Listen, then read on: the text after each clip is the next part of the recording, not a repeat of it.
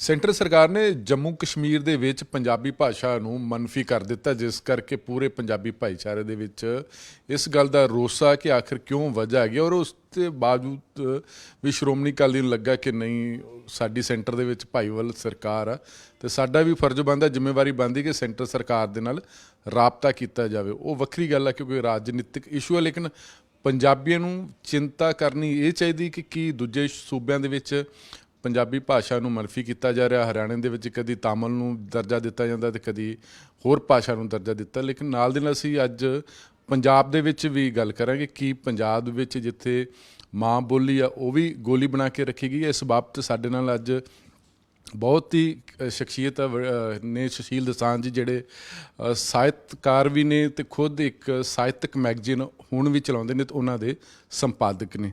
ਭਾਈ ਬਹੁਤ ਬਹੁਤ ਸਵਾਗਤ ਹੈ ਜੀ। ਬਹੁਤ ਮਿਹਰਬਾਨੀ ਜਗਤਾਰ ਜੀ, ਤੇ ਸਾਰੇ ਜਿਹੜੇ ਸਰੋਤੇ ਨੇ, ਦਰਸ਼ਕ ਨੇ, ਉਹਨਾਂ ਨੂੰ ਵੀ ਪਿਆਰ ਭਰੀ ਸਤਿ ਸ਼੍ਰੀ ਅਕਾਲ, ਆਦਾਬ ਤੇ ਨਮਸਕਾਰ। ਮੇਰਾ ਪਹਿਲਾ ਸਵਾਲ ਹੈ ਕਿ ਲੋਕੀ ਕਹਿ ਰਹੇ ਕਿ ਤੁਸੀਂ ਚਿੰਤਾ ਕਰਨੀ ਇਹ ਨਾ ਕਰੋ ਕਿ ਜੰਮੂ ਕਸ਼ਮੀਰ ਦੇ ਵਿੱਚ ਪੰਜਾਬੀ ਭਾਸ਼ਾ ਨੂੰ ਮਨਫੀ ਕੀਤਾ ਗਿਆ ਗਾ, ਚਿੰਤਾ ਇਹ ਕਰੋ ਕਿ ਪੰਜਾਬ ਦੇ ਵਿੱਚ ਵੀ ਪੰਜਾਬੀ ਨੂੰ ਜੋ ਦਰਜਾ ਮਿਲਣਾ ਚਾਹੀਦਾ ਹੈਗਾ ਉਹ ਨਹੀਂ ਮਿਲਿਆ। ਦੇਖੋ, ਚਿੰਤਾ ਲਾਜ਼ਮੀ ਤੌਰ ਦੇ ਉੱਤੇ ਜਦੋਂ ਤੁਸੀਂ ਜ਼ੁਬਾਨ ਦੀ ਗੱਲ ਕਰਦੇ ਹੋ, ਤੇ ਜ਼ੁਬਾਨ ਜਿਹੜੀ ਤੁਹਾਡੀ ਹੈ, ਤੁਹਾਡੀ ਮਾਂ ਬੋਲੀ ਹੈ, ਤੁਹਾਡੀ ਮਾਂ ਭਾਸ਼ਾ ਹੈ, ਉਹ ਜਿੱਥੇ ਕਿਤੇ ਵੀ ਤੁਸੀਂ ਰਹਿੰਦੇ ਹੋ ਤੇ ਚਿੰਤਾ, ਚਾਹੇ ਤੁਸੀਂ ਪੰਜਾਬ 'ਚ ਰਹਿੰਦੇ ਹੋ ਤੇ ਚਾਹੇ ਲੋਕ ਜਿਹੜੇ ਕੈਨੇਡਾ ਦੇ ਵਿੱਚ ਇੱਕ ਵੱਖਰਾ ਪੰਜਾਬ ਬਣਾ ਕੇ ਬੈਠੇ ਨੇ, ਜਾਂ ਜਿਹੜੇ ਭਾਰਤ ਦੇ ਵੱਖ-ਵੱਖ ਸੂਬਿਆਂ ਦੇ ਵਿੱਚ ਜਿੱਥੇ ਪੰਜਾਬੀ ਭਾਈਚਾਰੇ ਰਹਿੰਦੇ ਨੇ, ਜੇ ਉੱਥੇ ਪੰਜਾਬੀ ਜ਼ੁਬਾਨ 'ਤੇ ਕੋਈ ਸੰਕਟ ਆਉਂਦਾ ਤਾਂ ਚਿੰਤਾ ਲਾਜ਼ਮੀ ਹੈ। ਸਵਾਲ ਸਿਰਫ ਇਹ ਹੈ ਕਿ ਇਸ ਚਿੰਤਾ ਨੂੰ ਚਿੰਤਨ ਵੱਲ ਲੈ ਕੇ ਜਾਣਾ ਜਾਂ ਸੌੜੀ ਕਿਸਮ ਦੀ ਸਿਆਸਤ ਵੱਲ ਲੈ ਕੇ ਜਾਣਾ, ਕਿਉਂਕਿ ਭਾਸ਼ਾਵਾਂ ਦਾ ਜਿਹੜਾ ਮਸਲਾ ਹੈ ਉਹ ਬਹੁਤ ਸਿੱਧਾ ਮਸਲਾ ਨਹੀਂ ਹੈ। ਭਾਸ਼ਾਵਾਂ ਸਾਨੂੰ ਇਹ ਲੱਗਦਾ, ਜਾਂ ਬੋਲੀਆਂ ਸਾਨੂੰ ਇਹ ਲੱਗਦਾ ਹੈ ਕਿ ਜਦੋਂ ਕਿਸੇ ਇੱਕ ਖਿੱਤੇ ਦੀ ਖਾਸ ਤੌਰ 'ਤੇ ਜਿਹੜੀ ਭਾਸ਼ਾ ਹੈ ਉਹਦੇ 'ਚ ਜਦੋਂ ਸੰਕਟ ਆਉਂਦਾ ਹੈ, ਸਾਨੂੰ ਲੱਗਦਾ ਹੈ ਕਿ ਅੱਜ ਸਾਡੇ 'ਤੇ ਸੰਕਟ ਨਹੀਂ ਹੈ। ਮਸਲਨ ਜੇ ਪੰਜਾਬੀ ਭਾਈਚਾਰੇ ਜਿਹੜੇ ਹੈਗੇ ਪੰਜਾਬ ਦੇ ਵਿੱਚ ਜਿਹੜੇ ਰਹਿੰਦੇ ਆ, ਜਿਹੜੇ ਲੋਕ ਪੰਜਾਬੀ ਨਹੀਂ ਬੋਲਦੇ, ਪੰਜਾਬ 'ਚ ਰਹਿ ਕੇ ਵੀ ਜਿਹੜੇ ਨਹੀਂ ਬੋਲਦੇ, ਉਹਨਾਂ ਨੂੰ ਲੱਗਦਾ ਸਾਡੇ ਲਈ ਕੋਈ ਸੰਕਟ ਨਹੀਂ ਹੈ। ਪਰ ਆਉਣ ਵਾਲਾ ਸਮਾਂ ਜਿਹੜਾ ਆ, ਜੇ ਤੁਹਾਡੀ ਜ਼ੁਬਾਨ ਖਤਰੇ 'ਚ ਪੈ ਜਾਂਦੀ ਹੈ ਜਾਂ ਜ਼ੁਬਾਨ ਤੁਹਾਡੇ ਤੋਂ ਖੋਹ ਲਈ ਜਾਂਦੀ ਹੈ, ਤਾਂ ਫਿਰ ਤੁਹਾਡੇ ਰੁਜ਼ਗਾਰ 'ਤੇ ਵੀ ਅਸਰ ਪੈਣਾ ਆ, ਤੁਹਾਡਾ ਜਿਹੜਾ ਸੱਭਿਆਚਾਰ ਉਹਦੇ 'ਤੇ ਵੀ ਅਸਰ ਪੈਣਾ ਆ। ਰਸੂਲ ਹਮਜ਼ਾ ਤੋਬ, ਰਸ਼ੀਆ ਦੇ ਬਹੁਤ ਵੱਡੇ, ਮੇਰਾ ਦਾਗਿਸਤਾਨ ਨਾਂ ਦੀ ਇੱਕ ਕਿਤਾਬ ਜਿਹੜੀ ਉਹਨਾਂ ਨੇ ਤੁਸੀਂ ਪੜ੍ਹੀ ਹੋਣੀ ਆ, ਉਹਨਾਂ ਨੇ ਆਪਣੀ ਕਿਤਾਬ 'ਚ ਇਹ ਗੱਲ ਕਹੀ ਸੀ ਕਿ ਜੇ ਕਿਸੇ ਵੀ ਵਿਅਕਤੀ ਦੀ ਜਿਹੜੀ ਰੁਜ਼ਗਾਰ ਜਾਂ ਵਿਅਕਤੀ ਦੀ ਜਿਹੜੀ ਉਹਦੀ ਹੋਂਦ ਹੈ ਉਹਨੂੰ ਖ਼ਤਮ ਕਰਨਾ, ਤਾਂ ਸਭ ਤੋਂ ਪਹਿਲਾਂ ਉਹਦੀ ਜ਼ੁਬਾਨ ਖੋਲ੍ਹੋ। ਸੋ ਚਾਹੇ ਜੰਮੂ ਕਸ਼ਮੀਰ ਦਾ ਮਸਲਾ, ਚਾਹੇ ਹਰਿਆਣਾ ਦਾ ਮਸਲਾ ਆ, ਜਾਂ ਭਾਰਤ ਦੇ ਕਿਸੇ ਵੀ ਹਿੱਸੇ ਦੇ ਵਿੱਚ ਪੰਜਾਬੀ ਭਾਸ਼ਾ ਦਾ ਮਸਲਾ, ਜਾਂ ਦੁਨੀਆ ਦੇ ਕਿਸੇ ਵੀ ਹਿੱਸੇ ਦੇ ਵਿੱਚ ਜੇ ਕਿਤੇ ਇੱਦਾਂ ਦੀ ਸਥਿਤੀ ਬਣਦੀ ਹੈ ਤਾਂ ਚਿੰਤਾ ਲਾਜ਼ਮੀ ਹੈ। ਸਵਾਲ ਸਿਰਫ ਇਹ ਹੈ ਕਿ ਉਹਨੂੰ ਸਿਆਸਤ ਕਿੱਦਾਂ ਲੈਂਦੀ ਹੈ। ਜੀ, ਜਿਸ ਤਰ੍ਹਾਂ ਕਿਉਂਕਿ ਪੰਜਾਬ ਦੇ ਵਿੱਚ ਕਹਿ ਰਹੇ ਕਿ ਕਿਉਂਕਿ ਪੰਜਾਬੀ ਭਾਸ਼ਾ ਦੇ ਆਧਾਰ 'ਤੇ, ਮਾਂ ਬੋਲੀ ਦੇ ਆਧਾਰ 'ਤੇ ਸੂਬੇ ਬਣੇ ਸੀ, ਪਰ ਅੱਜ ਵੀ ਲੋਕ ਇੱਥੇ ਪੰਜਾਬ ਦੇ ਵਿੱਚ ਬਹੁਤੇ ਜਿਹੜੇ ਲੋਕ ਨੇ ਆਪਣੀ ਜਿਹੜੀ ਮਾਂ ਬੋਲੀ ਆ ਉਹ ਪੰਜਾਬੀ ਦੇ ਬਜਾਏ ਹਿੰਦੀ ਲਿਖਾਉਂਦੇ ਨੇ। ਇਹ ਅਸਲ ਦੇ ਵਿੱਚ ਜਦੋਂ ਪੰਜਾਬ ਬਹੁਤ ਵੱਡਾ ਪੰਜਾਬ ਸੀ, ਤੁਹਾਨੂੰ ਪਤਾ ਹੈ ਕਿ ਅਫਗਾਨਿਸਤਾਨ ਤੱਕ ਜਾ ਕੇ ਪੰਜਾਬ ਲੱਗਦਾ ਸੀ। 1947 ਦੀ ਵੰਡ ਤੋਂ ਪਹਿਲਾਂ ਇੱਕ ਪੂਰੀ ਦਾ ਪੂਰਾ ਮੁਲਕ ਸੀ ਜਿਹਨੂੰ ਇੱਕ ਬਹੁਤ ਸਾਜ਼ਿਸ਼ਾਨਾ ਤਰੀਕੇ ਦੇ ਨਾਲ ਟੋਟਾ ਕੀਤਾ ਗਿਆ। ਪਰ ਜਦੋਂ ਪੰਜਾਬੀ ਸੂਬੇ ਦੀ ਗੱਲ ਚੱਲਦੀ ਹੈ, ਜਦੋਂ ਪੰਜਾਬ ਤੋਂ ਹਰਿਆਣਾ ਵੱਖ ਕੀਤਾ ਜਾਂਦਾ ਜਾਂ ਹਿਮਾਚਲ ਵੱਖ ਕੀਤਾ ਜਾਂਦਾ, ਉਦੋਂ ਹੀ ਭਾਸ਼ਾ ਦੀ ਇੱਕ ਸੌੜੀ ਸਿਆਸਤ ਵੀ ਖੇਡੀ ਜਾਂਦੀ ਹੈ। ਇਹਦਾ ਮਸਲਾ ਵੀ ਸਿੱਧਾ ਤੌਰ 'ਤੇ ਜੰਮੂ ਕਸ਼ਮੀਰ ਦਾ ਜਦੋਂ ਆਪਾਂ ਗੱਲ ਕਰਾਂਗੇ ਉਹ ਜੁੜਿਆ ਹੋਇਆ। ਤੁਹਾਨੂੰ ਮੈਂ ਦੱਸਦਾ ਕਿ ਜੰਮੂ ਕਸ਼ਮੀਰ ਦਾ ਮਸਲਾ ਵੀ ਕੀ ਹੈ, ਇਹਦੇ ਨਾਲ ਹੀ ਗੱਲ ਆ ਜਾਏਗੀ ਵੀ ਜਦੋਂ ਪੰਜਾਬ ਤੋਂ ਤੋੜ ਕੇ ਹਰਿਆਣਾ ਬਣਾਇਆ ਗਿਆ, ਹਿਮਾਚਲ ਬਣਾਇਆ ਗਿਆ, ਹਰਿਆਣੇ ਦੀ ਭਾਸ਼ਾ ਜਿਹੜੀ ਹੈ ਉਦੋਂ ਡੋਗਰੀ ਰੱਖ ਦਿੱਤੀ ਗਈ। ਡੋਗਰੀ ਪੰਜਾਬੀ ਹੋਈ ਹੈ, ਡੋਗਰੀ ਪੰਜਾਬੀ ਦੀ ਉਪ ਬੋਲੀ ਹੈ ਨਾ, ਉਪ ਭਾਸ਼ਾ ਹੈ, ਉਪ ਬੋਲੀ ਹੈ, ਡੋਗਰੀ ਪੰਜਾਬੀ ਹੋਈ ਹੈ। ਪਰ ਸਾਜ਼ਿਸ਼ ਕੀ ਹੋਈ? ਸਾਜ਼ਿਸ਼ ਇਹ ਹੋਈ ਕਿ ਉਹਦੀ ਜਿਹੜੀ ਲਿਪੀ ਉਹ ਦੇਵਨਾਗਰੀ ਕਰ ਦਿੱਤੀ ਗਈ। ਇਹੀ ਮਸਲਾ ਹੁਣ ਜੰਮੂ ਕਸ਼ਮੀਰ ਦੇ ਵਿੱਚ ਹੈ। ਦੇਵਨਾਗਰੀ ਸਕ੍ਰਿਪਟ ਜਿਹੜੀ ਆ ਉਹ ਹਿੰਦੀ ਦੀ ਸਕ੍ਰਿਪਟ ਹੈ ਨਾ, ਇਹੀ ਮਸਲਾ ਜੰਮੂ ਕਸ਼ਮੀਰ ਦੇ ਵਿੱਚ ਹੈ। ਹੁਣ ਜੰਮੂ ਕਸ਼ਮੀਰ ਦੇ ਵਿੱਚ ਜਿਹੜਾ ਨਵਾਂ ਲੈਂਗੁਏਜ ਐਕਟ ਆਇਆ, ਉਹਦੇ 'ਚ ਪੰਜਾਬੀ ਤਾਂ ਬਿਲਕੁਲ ਵੱਖ ਕਰ ਦਿੱਤੀ ਗਈ, ਹਿੰਦੀ ਉਹਦੇ ਸ਼ਾਮਲ ਕਰ ਦਿੱਤੀ ਗਈ, ਪਰ ਡੋਗਰੀ ਰੱਖੀ ਗਈ ਹੈ। ਪਰ ਡੋਗਰੀ ਨੂੰ ਪੜ੍ਹਾਉਣਾ ਦੇਵਨਾਗਰੀ ਲਿਪੀ ਦੇ ਵਿੱਚ ਹੈ, ਤਾਂ ਜੋ ਉਹਦਾ ਹੌਲੀ ਹੌਲੀ ਹਿੰਦੀਕਰਨ ਹੋ ਜਾਵੇ, ਜਿੱਦਾਂ ਹਿਮਾਚਲ 'ਚ ਹੋਇਆ। ਸੋ ਇਹ ਸਾਜ਼ਿਸ਼ ਹੈ ਪੂਰੀ ਦੀ ਪੂਰੀ ਕਿ ਤੁਸੀਂ ਕਿਸੇ ਜ਼ੁਬਾਨ ਨੂੰ ਹੌਲੀ ਹੌਲੀ ਮਾਰਨਾ ਕਿੱਦਾਂ ਹੈ।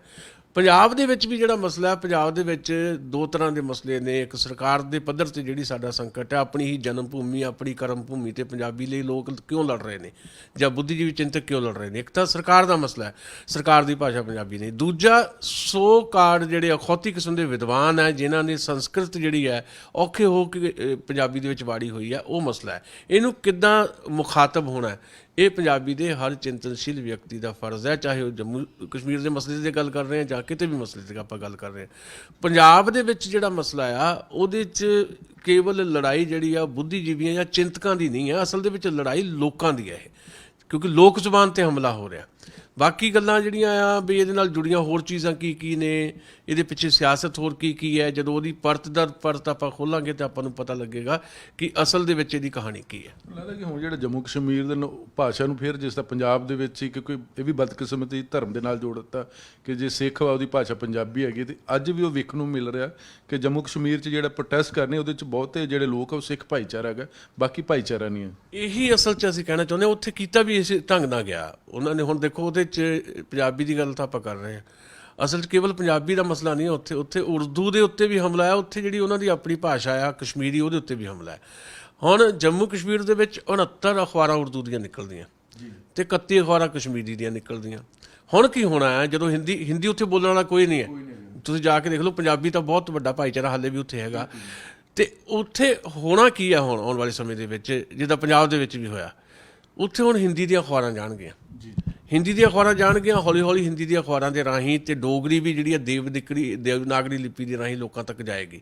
ਸੋ ਹਿੰਦੀਕਰਨ ਹੁੰਦਾ ਹੌਲੀ ਹੌਲੀ ਜਿਹੜੀ ਇੱਕ ਸਟੇਟ ਦੀ, ਜਿਹੜੀ ਸਾਡੀ ਨੈਸ਼ਨਲ ਸਟੇਟ ਦੀ ਇੱਕ ਸਮਝਦਾਰੀ ਹੈ ਵੀ ਜਿੱਦਾਂ ਪਹਿਲਾਂ ਧਾਰਾ 370 ਤੋਂ ਹਟਾਈ ਗਈ, 35A ਹਟਾ ਦਿੱਤੀ ਗਈ, ਤੇ ਹੁਣ ਉਹਨਾਂ ਦੀ ਜ਼ੁਬਾਨ ਤੇ ਹਮਲਾ ਕਰਕੇ ਜਿਹੜੀ 131 ਸਾਲਾਂ ਤੋਂ ਉਰਦੂ ਜਿਹੜੀ ਉੱਥੇ, ਉਹ ਤੋਂ ਪਹਿਲਾਂ ਫਾਰਸੀ ਸੀ, ਮਹਾਰਾਜਾ ਰਣਜੀਤ ਸਿੰਘ ਵੇਲੇ ਉੱਥੇ ਫਾਰਸੀ ਸੀ, 131 ਸਾਲਾਂ ਤੋਂ ਉਰਦੂ ਉੱਥੋਂ ਦੀ ਸਰਕਾਰੀ ਜ਼ੁਬਾਨ ਹੈ ਤੇ ਕਸ਼ਮੀਰੀ ਉਹਨਾਂ ਦੀ ਜ਼ੁਬਾਨ ਹੈ। ਹੁਣ ਉਹਨਾਂ ਦੀਆਂ ਅਖਬਾਰਾਂ ਵੀ ਹੌਲੀ ਹੌਲੀ ਜਿਹੜੀਆਂ, ਜਿੱਦਾਂ ਸਾਡੇ ਪੰਜਾਬ ਦੇ ਵਿੱਚ ਪੰਜਾਬੀ ਦੀਆਂ ਅਖਬਾਰਾਂ ਦੀ ਗਿਣਤੀ ਦੇਖ ਲਓ, ਤੇ ਜਿਹੜੀਆਂ ਨਵੀਆਂ ਹਿੰਦੀ ਦੀਆਂ ਅਖਬਾਰਾਂ ਆਈਆਂ ਉਹਨਾਂ ਦੀ ਗਿਣਤੀ ਦੇਖ ਲਓ, ਤੁਹਾਨੂੰ ਪਤਾ ਲੱਗ ਜਾਏਗਾ ਕਿ ਆਪਣੇ ਪੰਜਾਬ ਦੇ ਵਿੱਚ ਵੀ ਕਿੰਨੀ ਜ਼ਿਆਦਾ ਹਿੰਦੀ ਦੀ ਅਖਬਾਰ ਪੜ੍ਹੀ ਜਾ ਰਹੀ ਹੈ ਤੇ ਕਿੰਨੀ ਘੱਟ ਜਿਹੜੀ ਆ ਲਗਾਤਾਰ ਹੋਈ ਆ ਪੰਜਾਬੀ ਦੀ ਅਖਬਾਰ। ਉਹ ਵੀ 2-3 ਵੱਡੀਆਂ ਅਖਬਾਰਾਂ ਨੇ। ਈਵਨ ਸਾਡਾ ਇੱਕ ਵੱਡਾ ਅਦਾਰਾ ਜਿਹੜੀਆਂ 3 ਭਾਸ਼ਾਵਾਂ ਦੀ ਅਖਬਾਰ ਕੱਢ ਰਿਹਾ, ਉਹਦਾ ਜਿਹੜਾ ਪੰਜਾਬੀ ਵਾਲਾ ਜਿਹੜਾ ਹਿੱਸਾ ਹੈ ਉਹ ਡੁੱਬਣ ਦੇ ਕਿਨਾਰੇ ਇਸ ਵੇਲੇ ਸਥਿਤੀ ਇਹ ਬਣ ਚੁੱਕੀ ਹੈ। ਸੋ ਇਹ ਸਾਰੀਆਂ ਚੀਜ਼ਾਂ ਜਿਹੜੀਆਂ ਕਾਊਂਟ ਕਰਨੀਆਂ ਬਣਦੀਆਂ, ਇਹਨੂੰ ਦੇਖਣਾ ਬਣਦਾ ਹੈ ਕਿ ਇਹਦੇ ਪਿੱਛੇ ਅਸਲ ਸਾਜ਼ਿਸ਼ ਕੀ ਹੈ। ਹਰਿਆਣੇ 'ਚ ਵੀ ਇਹੀ ਕੁਝ ਕੀਤਾ ਗਿਆ। ਤੁਸੀਂ ਤੇਲਗੂ ਦਾ ਜ਼ਿਕਰ ਕੀਤਾ, ਕਦੇ ਤਾਮਿਲ ਨੂੰ ਦੂਜੀ ਭਾਸ਼ਾ ਬਣਾ ਦਿੱਤਾ ਗਿਆ। ਤਾਮਿਲ ਕੌਣ ਬੋਲਦਾ ਹਰਿਆਣੇ ਦੇ ਵਿੱਚ? ਕਦੇ ਤੇਲਗੂ ਨੂੰ ਦੂਜੀ ਭਾਸ਼ਾ ਬਣਾਉਣ ਦੀ ਗੱਲ ਹੋਈ ਹੈ, ਜਦਕਿ ਉੱਥੇ ਸਭ ਤੋਂ ਵੱਡੀ ਦੂਜੀ ਭਾਸ਼ਾ ਪੰਜਾਬੀ ਬਣਦੀ ਹੈ, ਪੰਜਾਬ ਦਾ ਹਿੱਸਾ ਸੀ ਨਾ, ਹੈ ਨਾ। ਸੋ ਅਲਟੀਮੇਟਲੀ ਮੇਰਾ ਮੰਨਣਾ ਇਹ ਹੈ ਕਿ ਇਹਦੀ ਪਿਛਲੀ ਜਿਹੜੀ ਕੇਂਦਰ ਸਰਕਾਰ ਜਿਹੜੀ ਇਸ ਵੇਲੇ ਸਾਡੀ ਹੈਗੀ ਹੈ, ਉਹਦੀ ਜਿਹੜੀ ਇੱਕ ਪੂਰੀ ਦੀ ਪੂਰਾ ਏਜੰਡਾ ਜਿਹੜਾ ਆ ਹਿੰਦੂ, ਹਿੰਦੀ ਤੇ ਹਿੰਦੁਸਤਾਨ, ਉਸ ਏਜੰਡੇ ਦੇ ਤਹਿਤ ਹੀ ਇਹ ਸਾਰਾ ਕੁਝ ਕੀਤਾ ਜਾ ਰਿਹਾ। ਨਵਾਂ ਜਿਹੜਾ ਐਜੂਕੇਸ਼ਨ ਐਕਟ ਵੀ ਆਇਆ, ਉਹਦੇ 'ਚ ਵੀ ਬਹੁਤ ਸਾਰੀਆਂ ਚੀਜ਼ਾਂ ਇੱਦਾਂ ਦੀਆਂ ਹੈਗੀਆਂ। ਅੱਛਾ, ਪੂਰਾ ਕਿਉਂਕਿ ਸੈਂਟਰ ਸਰਕਾਰ ਵਾਰ-ਵਾਰ ਇੱਕ ਵਿਧਾਨ, ਇੱਕ ਰਾਸ਼ਟਰ ਇੱਕ ਵਪਾਰ, ਹੈ ਨਾ, ਇੱਕ ਰਾਸ਼ਨ ਕਾਰਡ, ਇੱਕ ਨੇਸ਼ਨ, ਉਹ ਤਾਂ ਲੱਗਦਾ ਕਿ ਅਗਲਾ ਸਟੈਪ ਹੀ ਹੋਊਗਾ ਕਿ ਇੱਕ ਦੇਸ਼ ਇੱਕ ਭਾਸ਼ਾ। ਨਹੀਂ, ਉਹਨਾਂ ਦਾ ਤਾਂ ਸਲੋਗਨ ਹੈ ਇਹ ਤਾਂ ਅਮਿਤ ਸ਼ਾਹ ਜਿਹੜੇ ਸਾਡੇ ਗ੍ਰਹਿ ਮੰਤਰੀ ਆ, ਉਹਨਾਂ ਨੇ 1.5 ਸਾਲ ਪਹਿਲਾਂ ਬੋਲਦਿਆਂ ਕਹਿ ਦਿੱਤਾ ਸੀ ਇੱਕ ਸੰਮੇਲਨ ਦੇ ਵਿੱਚ ਵੀ ਇੱਕ ਮੁਲਕ ਇੱਕ ਭਾਸ਼ਾ, ਇੱਕ ਰਾਸ਼ਟਰ ਇੱਕ ਭਾਸ਼ਾ। ਸੋ ਉਹਦੇ ਨਜ਼ਰੀਏ ਦੇ ਨਾਲ ਹੀ ਸਾਰਾ ਕੁਝ ਕੀਤਾ ਜਾ ਰਿਹਾ। ਸੋ ਮੈਂ ਸਮਝਦਾ ਕਿ ਇੱਥੇ ਪੰਜਾਬੀ ਦਾ ਨਹੀਂ ਮਸਲਾ ਇਕੱਲਾ, ਸਾਡੇ ਇੱਥੇ ਹੁਣ 22 ਭਾਸ਼ਾਵਾਂ ਨੇ ਜਿਹੜੀਆਂ ਸੰਵਿਧਾਨ ਦੀਆਂ 8ਵੀਂ ਸੂਚੀ 'ਚ ਜਿਹੜੀਆਂ ਸੂਚੀਬੱਧ ਹੈ, ਜਿਹਦੇ 'ਚ ਪੰਜਾਬੀ ਵੀ ਹੈ। ਬਹੁਤ ਸਾਰੀਆਂ ਜ਼ਬਾਨਾਂ ਇੱਦਾਂ ਦੀਆਂ, ਭਾਸ਼ਾਵਾਂ ਇੱਦਾਂ ਦੀਆਂ ਜਿੱਦਾਂ ਰਾਜਸਥਾਨੀ, ਉਹ ਕਿਉਂ ਲੜ ਰਹੇ ਹੋ? ਕਹਿੰਦੇ ਵੀ ਸਾਨੂੰ ਭਾਈ ਘੱਟੋ ਘੱਟ ਆਪਣੀ ਸੰਵਿਧਾਨਕ ਭਾਸ਼ਾ ਤਾਂ ਮੰਨੋ। ਹਿੰਦੀ ਨੂੰ ਕਿਹਾ ਜਾ ਰਿਹਾ ਰਾਸ਼ਟਰੀ ਭਾਸ਼ਾ ਜਾਂ ਕੌਮੀ ਭਾਸ਼ਾ, ਜਦਕਿ ਕੌਮੀ ਭਾਸ਼ਾ ਜਿਹੜੀ ਸਾਡੀਆਂ ਸਾਰੀਆਂ ਭਾਸ਼ਾਵਾਂ ਹੀ ਕੌਮੀ ਹੈ, ਤੇ ਉੱਦਾਂ ਦਰਜਾ ਜਿਹੜਾ ਕੋਈ ਰਾਸ਼ਟਰੀ ਭਾਸ਼ਾ ਦਾ ਹਿੰਦੀ ਦਾ ਨਹੀਂ। ਉਹ ਠੀਕ ਹੈ, ਉਹ ਲਿੰਕ ਲੈਂਗੁਏਜ ਹੈ, ਆਫੀਸ਼ੀਅਲੀ ਲੈਂਗੁਏਜ ਹੈ, ਸੰਪਰਕ ਭਾਸ਼ਾ ਜਿਹਨੂੰ ਤੁਸੀਂ ਕਿਹਾ ਸੰਪਰਕ ਭਾਸ਼ਾ ਆ। ਵੀ ਤੁਸੀਂ ਉੱਤਰੀ ਭਾਰਤ ਦੇ ਵਿੱਚ ਸੰਪਰਕ ਭਾਸ਼ਾ ਦੇ ਤੌਰ 'ਤੇ ਹਿੰਦੀ ਨੂੰ ਲੈ ਸਕਦੇ ਹੋ, ਦੱਖਣੀ ਭਾਰਤ ਦੇ ਵਿੱਚ ਹਿੰਦੀ ਕੋਈ ਜਾਣਦਾ ਨਹੀਂ ਨਾ ਸੁਣਦਾ ਹੈ। ਇੱਦਾਂ ਅੰਗਰੇਜ਼ੀ ਜਿਹੜੀ ਆ ਉਹਨੂੰ ਇੰਟਰਨੈਸ਼ਨਲ ਲੈਂਗੁਏਜ ਕਿਹਾ ਜਾ ਰਿਹਾ, ਜਦਕਿ ਦੁਨੀਆ ਦੇ ਸਿਰਫ 5% ਲੋਕ ਅੰਗਰੇਜ਼ੀ ਬੋਲਦੇ ਪੜ੍ਹਦੇ ਆ, ਸਿਰਫ 5%। ਤੁਸੀਂ ਅੰਦਾਜ਼ਾ ਕਰ ਲਓ ਵੀ ਦੁਨੀਆ ਦੀ ਆਬਾਦੀ ਦਾ ਵੱਡਾ ਹਿੱਸਾ ਜਿਹੜਾ ਆ ਉਹ ਚਾਈਨਾ ਤੇ ਭਾਰਤ ਦੇ ਵਿੱਚ ਰਹਿ ਰਿਹਾ, ਠੀਕ ਹੈ ਨਾ ਜੀ। ਚਾਈਨਾ ਚੀਨੀ ਬੋਲੀ ਆ, ਭਾਰਤ ਦੇ ਵਿੱਚ ਵੱਖੋ ਵੱਖਰੀਆਂ ਬੋਲੀਆਂ ਹੈਗੀਆਂ, ਤੇ ਅੰਗਰੇਜ਼ੀ ਬਹੁਤ ਘੱਟ ਲੋਕ ਜਾਣਦੇ ਸਮਝਦੇ ਆ। ਤੇ ਦੁਨੀਆ ਦਾ ਆਬਾਦੀ ਦਾ ਜਿਹੜਾ 70% ਹਿੱਸਾ ਜਿਹੜਾ ਅੰਗਰੇਜ਼ੀ ਨਾ ਜਾਣੇ ਨਾ ਬੁੱਝੇ, ਤੇ ਤੁਸੀਂ ਉਹਨੂੰ ਇੰਟਰਨੈਸ਼ਨਲ ਲੈਂਗੁਏਜ ਕਿੱਦਾਂ ਕਹਿ ਸਕਦੇ ਹੋ? ਉਹ ਵੀ ਇੱਕ ਲਿੰਕ ਲੈਂਗੁਏਜ ਹੈ। ਜਦ ਤੁਸੀਂ ਵੱਖ-ਵੱਖ ਮੁਲਕਾਂ ਜਾਂਦੇ ਹੋ, ਲਿੰਕ ਲੈਂਗੁਏਜ ਜਾਂ ਸੰਪਰਕ ਭਾਸ਼ਾ ਜਿਹਨੂੰ ਮੈਂ ਕਹਿ ਰਿਹਾ, ਇੱਦਾਂ ਹਿੰਦੀ ਹੈ। ਪਰ ਹਿੰਦੀ ਨੂੰ ਰਾਸ਼ਟਰੀ ਭਾਸ਼ਾ ਕਹਿ ਕੇ ਤੇ ਆਪਣੇ ਜਿਹੜੇ ਉਹਨਾਂ ਦੇ ਪ੍ਰੋਗਰਾਮ ਨੇ, ਉਹਨਾਂ ਦੇ ਪਾਰਟੀ ਦੇ ਪ੍ਰੋਗਰਾਮ ਨੇ, ਜਾਂ RSS ਦਾ ਜਿਹੜਾ ਪਿੱਛੋਂ ਪ੍ਰੋਗਰਾਮ ਵਰਕ ਕਰ ਰਿਹਾ, ਉਹਦੇ ਹਿਸਾਬ ਦੇ ਨਾਲ ਸਾਰੇ ਸੂਬਿਆਂ ਦੇ ਵਿੱਚ ਹਿੰਦੀ ਨੂੰ ਠੋਸਿਆ ਜਾ ਰਿਹਾ। ਸਾਡਾ ਕਿਸੇ ਭਾਸ਼ਾ ਦਾ ਵਿਰੋਧ ਨਹੀਂ ਹੈ। ਮਤਲਬ ਇਹ ਹੈ ਕਿ ਜਿਹੜਾ ਕਰੀਬ 1600 ਦੇ ਕਰੀਬ ਜਿਹੜੀਆਂ ਬੋਲੀਆਂ ਨੇ, ਉਪ ਬੋਲੀਆਂ ਨੇ, ਉਹ ਖਤਮ ਹੋ ਜਾਣਗੇ ਜੇ ਇਦਾਂ ਹੀ ਚੱਲਦਾ ਰਿਹਾ ਗਵਰਨਮੈਂਟ ਆਫ ਇੰਡੀਆ, ਜਾਂ ਕਿਸੇ ਵਿਚਾਰਧਾਰਾ ਦਾ ਏਜੰਡਾ ਇਸ ਤਰ੍ਹਾਂ ਹੀ ਕਾਮਯਾਬ ਹੋ ਗਿਆ। ਤੇ ਦੇਖੋ, ਕੋਸ਼ਿਸ਼ ਜਿੱਦਾਂ ਉਹ ਕਰ ਰਹੇ ਆ, ਜਿੱਦਾਂ ਵੱਡਾ ਹਮਲਾ ਆ ਉਹਦੇ 'ਚ ਕੋਈ ਵਾਰੀ ਖੌਫ ਆਉਂਦਾ ਹੈ, ਡਰ ਆਉਂਦਾ ਹੈ ਕਿ ਇੱਦਾਂ ਹੋਏਗਾ। ਪਰ ਭਾਰਤ ਬਹੁਤ ਮਹਾਨ ਮੁਲਕ ਹੈ। ਜੇ ਭਾਰਤ ਦੇ ਹਵਾਲੇ ਨਾਲ ਗੱਲ ਕਰੀਏ, ਭਾਰਤ 6000 ਜਾਤਾਂ ਤੇ 21000 ਉਪ ਜਾਤਾਂ ਦਾ ਮੁਲਕ ਹੈ। ਭਾਰਤ ਵੱਖ-ਵੱਖ ਸੱਭਿਆਚਾਰਾਂ ਦਾ ਮੁਲਕ ਹੈ। ਭਾਰਤ ਵੱਖ-ਵੱਖ ਬੋਲੀਆਂ ਭਾਸ਼ਾਵਾਂ ਦਾ ਮੁਲਕ ਹੈ। ਕੁਝ ਭਾਸ਼ਾਵਾਂ ਤੇ ਬੋਲੀਆਂ, ਭਾਸ਼ਾਵਾਂ ਨਹੀਂ ਬੋਲੀਆਂ ਖਾਸ ਤੌਰ ਦੇ ਉੱਤੇ, ਕਿਉਂਕਿ ਬੋਲੀ ਤੇ ਭਾਸ਼ਾ ਦਾ ਜਿਹੜਾ ਅੰਤਰ ਵੀ ਸਮਝਣ ਦੀ ਜ਼ਰੂਰਤ ਹੈ। ਭਾਸ਼ਾ ਜਿਹੜੀ ਜਿਹਦੇ ਨਾਲ ਸਕ੍ਰਿਪਟ ਕੰਮ ਕਰਦੀ ਹੈ, ਜਿਹਦੇ ਨਾਲ ਅਸੀਂ ਲਿਪੀ ਜਿਹੜੀ ਵਰਤਦੇ ਉਹ ਭਾਸ਼ਾ 'ਚ ਆ ਜਾਂਦੀ ਹੈ। ਬੋਲੀ ਜਿਹਦੇ ਕਈ ਵਾਰੀ ਜਿੱਦਾਂ ਪੰਜਾਬੀ ਬੋਲੀ ਵੀ ਹੈ, ਭਾਸ਼ਾ ਵੀ ਹੈ। ਕਈ ਇੱਦਾਂ ਦੀਆਂ ਬੋਲੀਆਂ ਜਿਹਨਾਂ ਕੋਲ ਭਾਸ਼ਾ ਨਹੀਂ ਹੈ, ਉਹਨਾਂ ਕੋਲ ਸਕ੍ਰਿਪਟ ਨਹੀਂ ਹੈ, ਉਹ ਬੋਲੀਆਂ ਕਿਤੇ ਨਾ ਕਿਤੇ ਖਤਰੇ 'ਚ ਹੈ। ਆਦਿਵਾਸੀ ਇਲਾਕਿਆਂ ਦੀਆਂ ਕੁਝ ਬੋਲੀਆਂ ਹੋ ਸਕਦੀਆਂ ਜਿਨ੍ਹਾਂ ਦਾ ਭਾਈਚਾਰੇ ਬਹੁਤ ਥੋੜ੍ਹੇ ਰਹਿ ਗਏ ਆ, ਕਿਉਂਕਿ ਸਰਕਾਰ ਦਾ ਉੱਧਰ ਧਿਆਨ ਹੀ ਨਹੀਂ ਹੈ। ਪਰ ਜਿਹੜੀ ਮੈਂ ਗੱਲ ਕਹੀ ਹੈ ਕਿ ਜੇ ਇਸ ਮੁਲਕ ਦੇ ਵਿੱਚ 6000 ਜਾਤਾਂ ਹੋਣ, 21000 ਜਿਹੜੀਆਂ ਸਬ ਕਾਸਟ ਹੋਣ, ਸੈਂਕੜੇ ਕਿਸਮ ਦੇ ਜਿਹੜੇ ਉੱਥੇ ਸੱਭਿਆਚਾਰ ਹੋਣ, ਜਿੱਥੇ 10 ਕੋਹ ਤੇ ਬੋਲੀ ਬਦਲ ਜਾਂਦੀ ਹੋਵੇ, ਉਸ ਮੁਲਕ ਨੂੰ ਇੱਕ ਭਾਸ਼ਾ, ਇੱਕ ਰਾਸ਼ਟਰ ਦਾ ਰੂਪ ਦੇਣ ਦਾ ਜਿਹੜਾ ਸੁਪਨਾ ਆ, ਉਹ ਸੁਪਨਾ ਹੀ ਰਹੇਗਾ। ਉਹ ਹਕੀਕਤ ਕਦੇ ਨਹੀਂ ਹੋ ਸਕਦਾ, ਨਹੀਂ ਤਾਂ ਮੁਲਕ ਟੁੱਟ ਜਾਏਗਾ। ਜੇ ਇਹ ਯਤਨ ਕੀਤੇ ਜਾਣਗੇ ਤਾਂ ਮੁਲਕ ਟੁੱਟ। ਜਿਹੜੀਆਂ ਸਾਡੀਆਂ ਲੜਾਈਆਂ ਵੀ ਹੋਈਆਂ ਪਿੱਛੇ, ਮਤਲਬ ਪੰਜਾਬ ਦਾ ਕਿਹੜਾ ਮਸਲਾ ਹੱਲ ਹੋ ਗਿਆ? ਪੰਜਾਬ ਦੇ ਸਾਰੇ ਮਸਲੇ ਉੱਦਾਂ ਪਏ ਆ। ਪੰਜਾਬ ਦਾ ਭਾਸ਼ਾ ਦਾ ਮਸਲਾ ਉੱਦਾਂ ਪਿਆ, ਚੰਡੀਗੜ੍ਹ ਦਾ ਮਸਲਾ ਉੱਦਾਂ ਪਿਆ, ਦਰਿਆਈ ਪਾਣੀਆਂ ਦਾ ਮਸਲਾ ਉੱਦਾਂ ਪਿਆ, ਪੰਜਾਬੀ ਬੋਲਦੇ ਇਲਾਕੇ ਦਾ ਮਸਲਾ ਉੱਦਾਂ ਹੀ ਪਿਆ। ਮਤਲਬ ਇਹ ਸਾਰੇ ਮਸਲੇ ਜਿਹੜੇ ਆ ਨਾ, ਅਸਲ 'ਚ ਸਿਆਸਤਾਂ ਜਿਹੜੀਆਂ ਆ ਉਹ ਵਕਤ ਆਉਣ 'ਤੇ ਜਿਉਂਦੇ ਕਰਦੀਆਂ, ਕਿਉਂਕਿ ਸਿਆਸਤ ਜਿਹੜੀ ਆ ਮਸਲਿਆਂ ਦੇ ਸਿਰ 'ਤੇ ਸਤ੍ਹਾ 'ਚ ਆਉਂਦੀ ਹੈ। ਤੁਸੀਂ ਚੋਣਾਂ ਦੇ ਲਾਗੇ ਜਾ ਕੇ ਦੇਖੋਗੇ, ਪੰਜਾਬ ਦੇ ਪਾਣੀਆਂ ਦੀ ਗੱਲ ਚੱਲ ਪਊਗੀ, ਚੰਡੀਗੜ੍ਹ ਦੀ ਗੱਲ ਚੱਲ ਪਊਗੀ। ਇੱਕ ਜਨਵਰੀ 1986 ਨੂੰ ਚੰਡੀਗੜ੍ਹ ਪੰਜਾਬ ਨੂੰ ਮਿਲ ਜਾਣਾ ਸੀ, ਉਹ ਨਹੀਂ ਮਿਲਿਆ। ਉਸ ਤੋਂ ਬਾਅਦ ਫਿਰ ਇਸ ਨੂੰ ਜੀਂਦੇ ਰੱਖਣਾ ਹੁੰਦਾ। ਪਰ ਜਿਹੜਾ ਤੁਹਾਡਾ ਸਵਾਲ ਹੈ ਵੀ ਇਹ ਹੋ ਸਕਦਾ, ਮੈਂ ਤੁਹਾਨੂੰ ਕਿਹਾ ਕਿ ਡਰ ਲੱਗਦਾ ਵੀ ਇੱਦਾਂ ਹੋਏਗਾ, ਲੋਕਾਂ ਨੂੰ ਡਰਾਇਆ ਜਾ ਰਿਹਾ, ਪਰ ਇੱਦਾਂ ਹੋਣਾ ਨਹੀਂ ਹੈ। ਕਿਉਂਕਿ ਲੋਕ ਕਦੀ ਵੀ ਬਰਦਾਸ਼ਤ ਨਹੀਂ ਕਰਦੇ। ਜਦੋਂ ਲੋਕਾਂ ਦੀ ਬੋਲੀ 'ਤੇ ਸੰਕਟ ਆਏਗਾ, ਉਹਨਾਂ ਦੇ ਰੁਜ਼ਗਾਰ 'ਤੇ ਸੰਕਟ ਆਏਗਾ, ਸੰਕਟ ਤਾਂ ਆ ਹੀ ਗਿਆ, ਵੈਸੇ ਬਹੁਤ ਸਾਰੇ ਸੰਕਟ ਹੈ। ਤੁਸੀਂ ਆਹ ਕਰੋਨਾ ਕਾਲ ਤੋਂ ਬਾਅਦ ਦੇਖੋਗੇ ਇੱਕ ਨਵੇਂ ਕਿਸਮ ਦਾ ਭਾਰਤ ਦਾ ਨਿਰਮਾਣ ਹੋਏਗਾ। ਤੁਸੀਂ ਕਰੋਨਾ ਕਾਲ ਤੋਂ ਪਹਿਲਾਂ ਦੇਖਿਆ ਇੱਕ ਸ਼ਾਹੀਨ ਬਾਗ, ਜਿਹੜਾ ਸਾਰੇ ਦੇਸ਼ ਦੇ ਵੱਖ-ਵੱਖ ਇਲਾਕਿਆਂ 'ਚ ਸ਼ਾਹੀਨ ਬਾਗ ਆ ਗਿਆ ਸੀ। ਸਾਡੇ ਪੰਜਾਬ 'ਚ ਮਲੇਰਕੋਟਲਾ ਸ਼ਾਹੀਨ ਬਾਗ ਬਣ ਗਿਆ ਸੀ। ਕਰੋਨਾ ਦੀ ਆੜ ਦੇ ਵਿੱਚ ਉਹ ਸਾਰੀਆਂ ਚੀਜ਼ਾਂ ਡਿਸਟਰੋਏ ਕੀਤੀਆਂ ਗਈਆਂ, ਤਬਾਹ ਕੀਤੀਆਂ ਗਈਆਂ। ਹੁਣ ਕਰੋਨਾ ਦੇ ਕਾਲ 'ਚ ਜਿਹੜੇ ਸੰਕਟ ਪੈਦਾ ਹੋਏ ਆ, ਚਾਹੇ ਉਹ ਭਾਸ਼ਾ ਦਾ ਸੰਕਟ ਹੈ, ਰੁਜ਼ਗਾਰ ਦਾ ਸੰਕਟ ਹੈ, ਤੁਹਾਡਾ ਸਾਰਾ ਕੁਝ ਖੁੱਸ ਗਿਆ, ਤੁਹਾਡੀ ਇੱਕ ਕਿਸਮ ਦੇ ਰੋਟੀ ਦਾ ਸੰਕਟ ਹੈ। ਉਸ ਤੋਂ ਬਾਅਦ ਤੁਸੀਂ ਦੇਖੋਗੇ ਕਿ ਭਾਰਤ ਦੇ ਵਿੱਚ ਵੱਖ-ਵੱਖ ਤਰ੍ਹਾਂ ਦੇ ਜਿਹੜੇ ਨਵੇਂ ਅੰਦੋਲਨ ਜਿਹੜੇ ਹੈ, ਜਿਨ੍ਹਾਂ ਦੀ ਲੀਡਰਸ਼ਿਪ ਅੱਜ ਜਿਹੜੀਆਂ ਲੀਡਰਸ਼ਿਪ ਸਾਨੂੰ ਦਿਖਾਈ ਦੇ ਰਹੀਆਂ, ਇਹ ਨਹੀਂ ਹੋਏਗੀ। ਲੀਡਰਸ਼ਿਪ ਨਵੀਂ ਲੋਕ ਡਿਵੈਲਪ ਕਰਨਗੇ। ਇਹ ਮੈਨੂੰ ਇਸ ਗੱਲ ਦੀ ਉਮੀਦ ਹੈ। ਆਉਣ ਵਾਲਾ ਸਮਾਂ ਇਸ ਪਾਸੇ ਵੱਲ ਨੂੰ ਜਾ ਰਿਹਾ। ਜਿਸ ਤਰ੍ਹਾਂ ਕਿ ਰਾਜਸਥਾਨ ਦੇ ਵਿੱਚ ਸਿੰਧੀਆਂ ਦਾ ਵੀ ਪ੍ਰੋਬਲਮ, ਰਾਜਸਥਾਨੀ ਦੀ ਪ੍ਰੋਬਲਮ ਹੈ। ਹਰਿਆਣੇ 'ਚ ਕਦੀ ਉਹਨਾਂ ਇਹ ਕੋਸ਼ਿਸ਼ ਨਹੀਂ ਕੀਤੀ ਕਿ ਸਾਡੀ ਹਰਿਆਣਵੀ ਭਾਸ਼ਾ ਨੂੰ ਦਰਜਾ ਮਿਲਣਾ ਚਾਹੀਦਾ ਹੈਗਾ। ਪਰ ਜਿਸ ਤਰ੍ਹਾਂ ਗੌਰਮੈਂਟ ਆਫ ਇੰਡੀਆ ਨੇ ਜਿਹੜਾ ਸੈਂਟਰ ਬਿੱਲ ਪੇਸ਼ ਕੀਤਾ ਜੰਮੂ ਭਾਸ਼ਾ ਸਟੇਟ ਦੇ ਵਿੱਚ, ਡੋਗਰੀ ਜਿਹੜੀ ਇੱਕ ਉਪ ਬੋਲੀ ਹੈਗੀ, ਉਹਨੂੰ ਤੁਸੀਂ ਬੋਲੀ ਦਾ ਦਰਜਾ ਦੇ ਦਿੱਤਾ ਹੈਗਾ। ਇੱਦਾਂ ਦੀ ਚਰਚਾ ਕਿ ਕੱਲ੍ਹ ਨੂੰ ਜੇ ਤਾਂ ਪੰਜਾਬ 'ਚ ਮਾਝੇ ਵੱਖਰੇ ਨੇ, ਦੁਆਬੇ ਵਾਲੀ ਬੋਲੀ, ਪੁਆਧ ਵਾਲੀ, ਮਾਲਵੇ ਵਾਲੀ, ਇੱਦਾਂ ਜਿਹੜੀਆਂ ਉਪ ਬੋਲੀਆਂ ਹੈਗੀਆਂ, ਅਗਰ ਤੁਸੀਂ ਉਹਨਾਂ ਨੂੰ ਦਰਜਾ ਦਿੱਤਾ ਜਾਵੇ ਵੋਟਾਂ ਨੂੰ ਧਿਆਨ ਵਿੱਚ ਰੱਖਦੇ, ਫਿਰ ਤਾਂ ਖਤਰਨਾਕ ਹੀ ਹਨ ਜੀ। ਨਹੀਂ ਦੇਖੋ, ਗੱਲ ਹੈ ਉਪ ਬੋਲੀਆਂ ਜਿਹੜੀਆਂ ਆ ਉਹ ਪਹਿਲੇ ਦਰਜਾ ਰੱਖਦੀਆਂ। ਵੈਸੇ ਤਾਂ ਉਹਨਾਂ ਨੂੰ ਕੋਈ ਸਪੈਸ਼ਲ, ਜਦੋਂ ਤੁਸੀਂ ਪੰਜਾਬੀ ਨੂੰ ਦਰਜਾ ਦੇ ਦਿੱਤਾ ਤਾਂ ਜਿਹੜੀਆਂ ਉਹਦੀਆਂ ਉਪ ਬੋਲੀਆਂ ਵੀ ਨਾਲ ਨੇ। ਸਾਡੇ ਮਾਝੀ ਆ, ਦੁਆਬੀ ਆ, ਕੇਂਦਰੀ ਬੋਲੀ ਆ ਸਾਡੀ। ਜਦੋਂ ਅਸੀਂ ਸਾਂਝਾ ਪੰਜਾਬ ਸੀ, ਸਾਡਾ ਪੋਠੇਹਾਰੀ ਹੈ, ਇਹ ਸਭ ਪੰਜਾਬੀ ਦੀਆਂ ਉਪ ਬੋਲੀਆਂ ਹੀ ਹੈਗੀਆਂ ਨਾ। ਤੇ ਮਸਲਾ ਸਿਰਫ ਇਹ ਹੈ ਕਿ ਚਲੋ ਤੁਸੀਂ ਡੋਗਰੀ ਨੂੰ ਵੀ, ਚਲੋ ਠੀਕ ਹੈ, ਤੁਸੀਂ ਡੋਗਰੀ ਨੂੰ ਉੱਥੇ ਮਾਨਤਾ ਦੇਤੀ, ਚੰਗੀ ਗੱਲ ਹੈ, ਪਰ ਉਹਦੀ ਸਕ੍ਰਿਪਟ ਦਾ ਗੁਰਮੁਖੀ ਹੋਵੇ ਨਾ। ਸਵਾਲ ਲਿਪੀ ਦਾ। ਜੇ ਤੁਸੀਂ ਲਿਪੀ ਦੇਵਨਾਗਰੀ ਕਰਨੀ ਹੈ ਤਾਂ ਫਿਰ ਜਿਹੜੀਆਂ ਉਪ ਬੋਲੀਆਂ ਦੇ ਨਾਂ ਦੇ ਉੱਤੇ ਜਿਹੜੀ ਤੁਸੀਂ ਪੋਲੀਟਿਕਸ ਕਰ ਰਹੇ ਹੋ, ਤੁਸੀਂ ਅਸਲ ਦੇ ਵਿੱਚ ਉਪ ਬੋਲੀਆਂ ਦੀ ਮਾਂ ਜਿਹੜੀ ਆ ਬੋਲੀ, ਉਹਨੂੰ ਮਾਰਨ ਦਾ ਯਤਨ ਕਰ ਰਹੇ ਹੋ। ਵੀ ਜੇ ਮਾਂ ਮਰ ਜਾਏਗੀ, ਬੱਚੇ ਵੀ ਨਹੀਂ ਰਹਿਣਗੇ। ਕੱਲ੍ਹ ਅਗਰ ਮਰਦਮਸ਼ੁਮਾਰੀ ਹੁੰਦੀ ਹੈ ਤਾਂ ਉਹ ਜੰਮੂ ਕਸ਼ਮੀਰ ਦੇ ਜਿਹੜੇ ਲੋਕ ਨੇ, ਜਿਹੜੇ ਖਾਸ ਕਰਕੇ ਡੋਗਰੀ ਬੋਲਦੇ ਨੇ, ਉਹ ਕਿਹੜੀ ਭਾਸ਼ਾ ਲਗਾਉਣਗੇ? ਡੋਗਰੀ ਲਿਖਾਉਣਗੇ, ਪੰਜਾਬੀ ਲਿਖਾਉਣਗੇ ਜਾਂ ਹਿੰਦੀ ਲਿਖਾਉਣਗੇ? ਇਹੀ ਤਾਂ ਦੁਬਿਧਾ ਪੈਦਾ ਕਰਨੀ ਉਹਨਾਂ ਨੇ। ਪੰਜਾਬੀ ਨੂੰ ਮਾਰਨ ਦਾ ਸਭ ਤੋਂ ਬਿਹਤਰ ਤਰੀਕਾ ਇਹੀ ਹੈ ਨਾ ਕਿ ਉਹਦੀਆਂ ਉਪ ਬੋਲੀਆਂ ਜਿਹੜੀਆਂ, ਉਹਨਾਂ ਦੀ ਸਕ੍ਰਿਪਟ ਜਿਹੜੀ ਦੇਵਨਾਗਰੀ ਕਰਕੇ ਜਿਹੜੀ ਹੈ, ਤੁਸੀਂ ਉੱਥੇ ਦਰਜਾ ਦੇ ਦਿਓ। ਜਿਹੜੀ ਮੈਂ ਗੱਲ ਕਹੀ ਹੈ, ਜਦੋਂ ਲੋਕ ਡੋਗਰੀ ਲਿਖਾਉਣਗੇ, ਪੰਜਾਬੀ ਤਾਂ ਵੱਖਰੀ ਭਾਸ਼ਾ ਇੱਕ ਕਿਸਮ ਦੀ ਉਹ ਕੰਸੀਡਰ ਹੋਏਗੀ, ਜਦਕਿ ਹੈ ਉਹ ਪੰਜਾਬੀ ਦੀ ਉਪ ਬੋਲੀ ਹੈ। ਫਿਰ ਆਪ ਹੀ ਪੰਜਾਬੀ ਮਰ ਗਈ ਨਾ। ਜੇ ਪੰਜਾਬੀ ਮਾਰਤੀ ਤਾਂ ਉਹਦੇ ਧੀ ਪੁੱਤ ਵੀ ਮਰ ਜਾਣਗੇ। ਅਤੇ ਉਹ ਚਾਹੇ ਉਹ ਉਪ ਬੋਲੀਆਂ ਦੇ ਰੂਪ ਦੇ ਵਿੱਚ ਆ, ਚਾਹੇ ਉਹ ਕਿਸੇ ਵੀ ਖਿੱਤੇ ਦੇ ਵਿੱਚ, ਕਿਸੇ ਵੀ ਰੂਪ ਦੇ ਵਿੱਚ ਜਿਹੜੇ ਆ ਪੰਜਾਬੀ ਨਾਲ ਜੁੜੇ ਹੋਏ ਮਸਲੇ ਜਿਹੜੇ ਉਹ ਵੀ ਖਤਮ ਹੋ ਜਾਣਗੇ। ਜਿੱਦਾਂ ਮੈਂ ਕਿਹਾ ਕਿ ਤੁਹਾਡੀ ਹੋਂਦ ਦੇ ਉੱਤੇ ਇੱਕ ਸਵਾਲ ਪੈਦਾ ਕਰ ਦਿੱਤਾ ਜਾਏਗਾ। ਜਿਹੜਾ ਇੰਟਰਨੈਸ਼ਨਲ ਲੈਵਲ 'ਤੇ ਮਸਲਾ ਆ ਉਹ ਹੋਰ ਤਰ੍ਹਾਂ ਦਾ। ਇੰਟਰਨੈਸ਼ਨਲ ਲੈਵਲ ਦੇ ਉੱਤੇ ਮੰਡੀ ਦੀ ਭਾਸ਼ਾ ਨੂੰ ਡਿਵੈਲਪ ਕਰ ਰਹੇ ਨੇ ਉਹ, ਇੱਕ ਨਵੀਂ ਕਿਸਮ ਦੀ ਸੋਸ਼ਲ ਸਾਈਟਸ ਦੀ ਜਿਹੜੀ ਲੈਂਗੁਏਜ ਉਹ ਵੀ ਅਸੀਂ ਦੇਖ ਰਹੇ ਹਾਂ, ਜਿਹੜੀ ਮਾਰਕੀਟ ਦੀ ਲੈਂਗੁਏਜ ਉਹ ਦੇਖ ਰਹੇ ਹਾਂ। ਉਹਦੇ 'ਚ ਅੰਗਰੇਜ਼ੀ ਨੂੰ ਹੁਣ ਦੇਖੋ, ਅੱਜ ਤੋਂ 30 35 40 ਸਾਲ ਪਹਿਲਾਂ ਜਿਹੜੀ ਬਰਤਾਨਵੀ ਅੰਗਰੇਜ਼ੀ ਸੀ ਜਿਹੜੀ ਆ ਉਹ ਸੱਤਾ ਦਾ ਕੇਂਦਰ ਸੀ। ਅੱਜ ਅਮਰੀਕਨ ਇੰਗਲਿਸ਼ ਹੈ ਨਾ। ਜਿੱਦਾਂ ਜਿੱਦਾਂ ਸੱਤਾ ਦੇ ਕੇਂਦਰ ਬਦਲਦੇ ਆ ਉੱਦਾਂ ਜਿਹੜੇ ਆ ਉਹਨਾਂ ਦੇ ਜਿਹੜੇ ਨਿਸ਼ਾਨੇ ਵੀ ਬਦਲ ਜਾਂਦੇ ਆ, ਉਹਨਾਂ ਦੀਆਂ ਬੋਲੀਆਂ ਦੇ ਵਿੱਚ ਵੀ ਬਦਲਾਅ ਆਉਂਦਾ, ਭਾਸ਼ਾਵਾਂ 'ਚ ਵੀ ਆਉਂਦਾ। ਭਾਰਤ 'ਚ ਡਬਲ ਸੰਕਟ ਹੈ। ਭਾਰਤ 'ਚ ਇੱਕ ਤਾਂ ਮਾਰਕੀਟ ਦੀ ਭਾਸ਼ਾ, ਸਰਕਾਰ ਦੀ ਭਾਸ਼ਾ ਵੱਖਰੀ ਹੈ ਲੋਕਾਂ ਦੀ ਭਾਸ਼ਾ ਨਾਲੋਂ।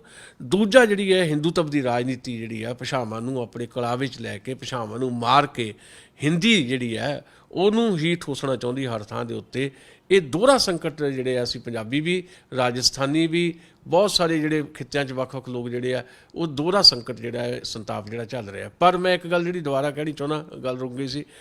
ਸਾਡਾ ਮੰਨਣਾ ਇਹ ਹੈ ਕਿ ਜਿਹੜੀ ਭਾਸ਼ਾ ਕੋਈ ਵੀ ਕਿਸੇ ਦੀ ਦੁਸ਼ਮਣ ਨਹੀਂ ਹੁੰਦੀ। ਸਾਡਾ ਹਿੰਦੀ ਨਾਲ ਕੋਈ ਰੌਲਾ ਨਹੀਂ ਹੈ, ਸਿਰਫ ਹਿੰਦੀ ਦੇ ਨਾਂ 'ਤੇ ਜਿਹੜੀ ਸਿਆਸਤ ਹੈ ਉਹਦੇ ਨਾਲ ਰੌਲਾ।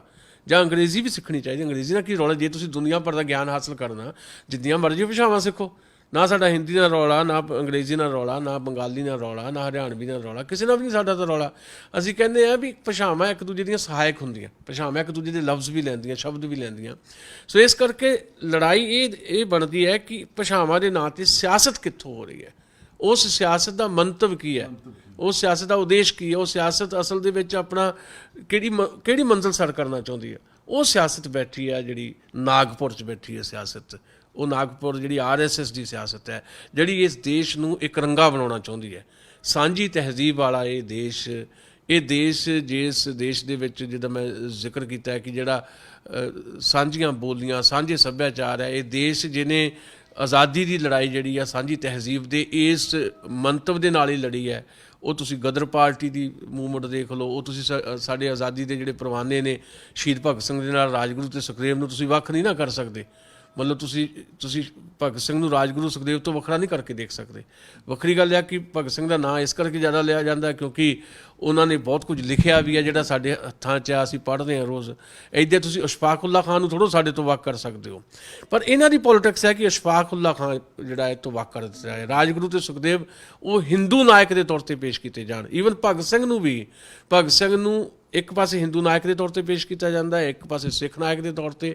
ਜਿਹੜਾ ਉਹ ਲੋਕ ਨਾਇਕ ਆ, ਉਹਦੀ ਉਹ ਜਿਹੜਾ ਅਕਸ ਹੈ, ਉਹ ਦਿੱਖ ਹੈ ਜਿਹੜੀ, ਉਹਨੂੰ ਵਿਗਾੜਨ ਦੀ ਕੋਸ਼ਿਸ਼ ਕੀਤੀ ਹੈ। ਅਗਰ ਪੰਜਾਬ ਦੀ ਗੱਲ ਕੀਤੀ ਜਾਵੇ ਤਾਂ ਪੰਜਾਬ ਦੇ ਵਿੱਚ ਵੀ ਕਦੀ ਲక్ష్ਮਣ ਸਿੰਘ ਗਿੱਲ ਨੇ ਵੀ ਬਿੱਲ ਪਾਸ ਕਰਤੇ, ਫਿਰ ਬਾਦਲ ਸਾਹਿਬ ਨੇ ਪੇਸ਼ ਕਰਤੇ, ਕੈਪਟਨ ਸਾਹਿਬ ਨੇ ਵੀ ਵਿਧਾਨ ਸਭਾ 'ਚ ਕਿਹਾ ਗਿਆ।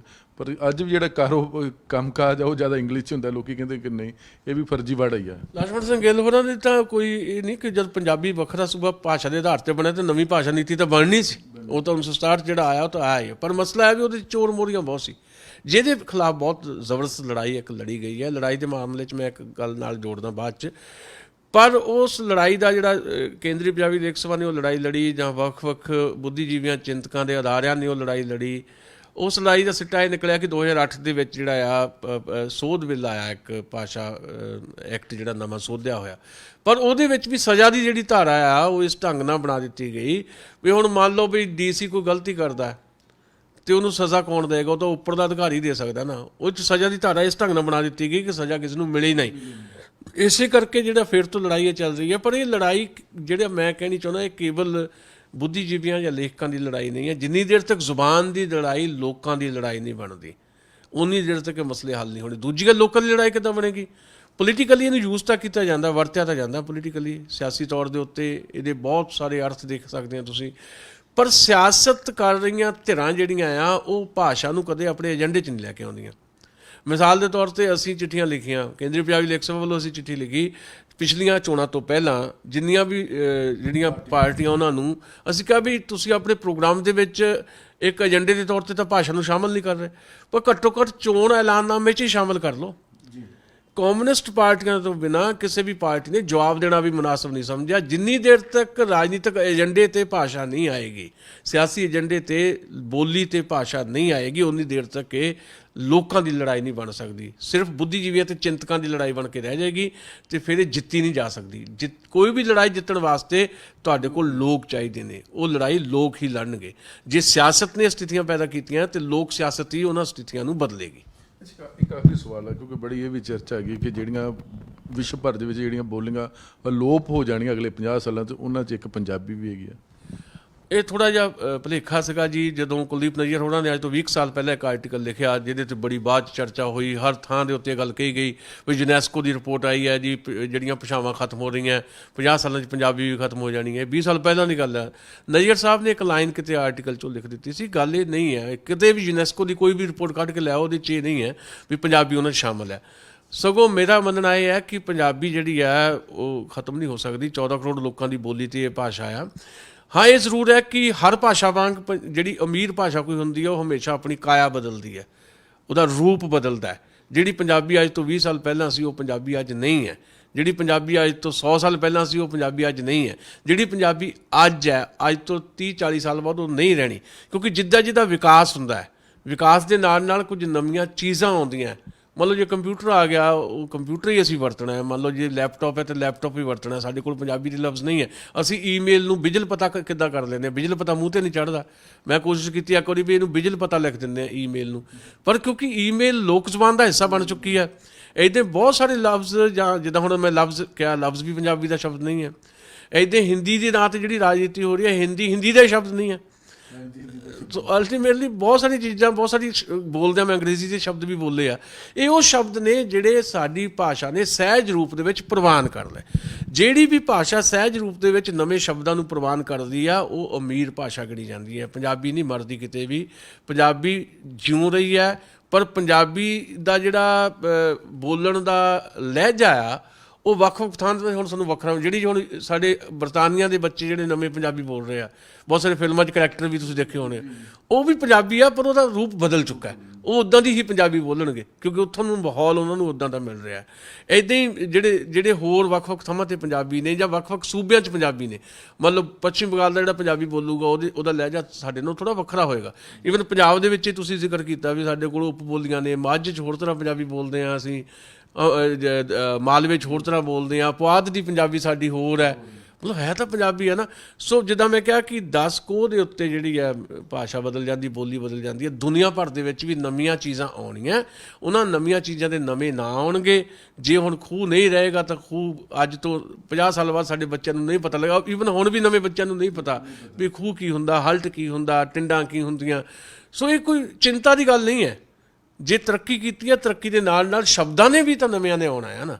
ਨਵੀਆਂ ਚੀਜ਼ਾਂ ਆਉਣਗੀਆਂ, ਨਵੇਂ ਸ਼ਬਦ ਆਉਣਗੇ। ਇਹ ਹੈ ਰੂਪ ਬਦਲਣਾ, ਕਾਇਆ ਬਦਲਣਾ। ਜਿਹੜੀ ਗੁਰੂ ਨਾਨਕ ਸਾਹਿਬ ਦੀ ਪੰਜਾਬੀ ਆ, ਅੱਜ ਅਸੀਂ ਗੁਰਬਾਣੀ ਸੁਣਦੇ ਹਾਂ ਪਰ ਅਸੀਂ ਅੰਤਰੀਵ ਤੱਕ ਨਹੀਂ ਲਿਜਾ ਪਾਉਂਦੇ ਕਿਉਂਕਿ ਸਮਝ ਨਹੀਂ ਆਉਂਦੀ। ਜੇ ਵਿਆਖਿਆ ਕਰਾਂਗੇ ਤਾਂ ਹੀ ਸਮਝ ਆਊਗੀ।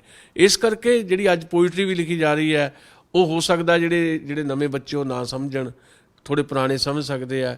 ਆਉਣ ਵਾਲੇ ਸਮੇਂ 'ਚ ਪੋਇਟਰੀ ਦੀ ਵੀ ਰੂਪ ਬਦਲਣਗੇ, ਸਾਡੇ ਜਿਹੜੇ ਗੱਲ ਕਰਨ ਦੇ ਲਹਿਜੇ ਵੀ ਬਦਲਣਗੇ। ਸੋ ਮੇਰਾ ਮੰਨਣਾ ਹੈ ਕਿ ਭਾਸ਼ਾ ਦੀ ਇਹ ਤਰੱਕੀ ਦਾ ਜਾਮਨ ਹੈ, ਨਾ ਕਿ ਭਾਸ਼ਾ ਦੇ ਮਰਨ ਦਾ ਕਾਰਨ। ਸਾਡੇ ਵਾਸਤੇ ਸਮਾਂ ਕਿਹੜਾ ਤੁਹਾਡਾ ਬਹੁਤ ਸ਼ੁਕਰੀਆ, ਮਿਹਰਬਾਨੀ। ਜਿੱਥੋਂ ਤੱਕ ਸੈਂਟਰ ਸਰਕਾਰ ਦਾ ਮਸਲਾ, ਜਿਸ ਤਰ੍ਹਾਂ ਸੈਂਟਰ ਸਰਕਾਰ ਦੀਆਂ ਨੀਤੀਆਂ ਚੱਲ ਰਹੀਆਂ ਉਹ ਤਾਂ ਹੈ ਤੇ ਖਤਰਨਾਕ ਹੈ, ਲੋਕ ਮਹਿਸੂਸ ਕਰਦੇ। ਲੇਕਿਨ ਜਿਹੜਾ ਪੰਜਾਬੀ ਮਾਂ ਬੋਲੀ ਨੂੰ ਲੈ ਕੇ ਜੰਮੂ ਕਸ਼ਮੀਰ ਦੇ ਵਿੱਚ ਹਮਲਾ ਕੀਤਾ ਗਿਆ, ਉਹ ਵਾਕਈ ਉੱਥੋਂ ਦੇ ਲੋਕਾਂ ਦਾ ਨਹੀਂ, ਜੰਮੂ ਕਸ਼ਮੀਰ ਦਾ ਮਸਲਾ ਨਹੀਂ, ਇਹ 14 ਕਰੋੜ ਉਹਨਾਂ ਪੰਜਾਬੀਆਂ ਦਾ ਮਸਲਾ ਬਣ ਚੁੱਕਾ ਹੈ ਜਿਹੜੇ ਫਕਰ ਨਾਲ ਕਹਿੰਦੇ ਕਿ ਪੰਜਾਬੀ ਸਾਡੀ ਮਾਂ ਬੋਲੀ ਹੈ।